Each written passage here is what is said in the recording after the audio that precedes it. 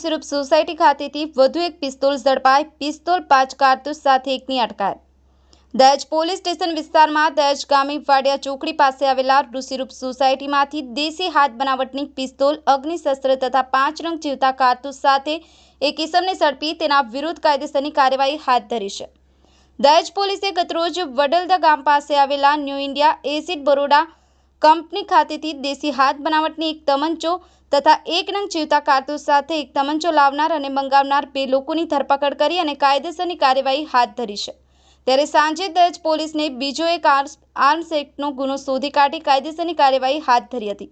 દહેજ PI HB ઝાલાની સૂચનાથી surveillance સ્ટાફના માણસો દહેજ મથકના વિસ્તારમાં પેટ્રોલિંગમાં હતા. તે દરમિયાન સર્વેલન્સ સ્ટાફના માણસોને માહિતી મળી હતી કે દહેજ વાડિયા ચોકડી પાસે આવેલા ઋષિરૂપ સોસાયટી જવાહરલાલ યાદવના મકાનમાં રહેતા અમનકુમાર મુનીલાલ મંડલ પોતાની પાસે દેશી હાથ બનાવટની પિસ્તોલ રાખેલ છે.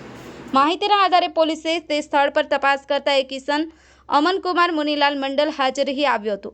પોલીસે તેની ઝડપી કરતા તેની પાસેથી એક દેશી હાથ બનાવટની પિસ્તોલ તથા 5 જીવતા કારતૂસ મળી આવ્યા હતા. પોલીસે તેના વિરુદ્ધ ધી આર્મ્સ એક્ટ 1959 સહિતની કલમો નોંધી વધુ તપાસ હાથ ધરી છે.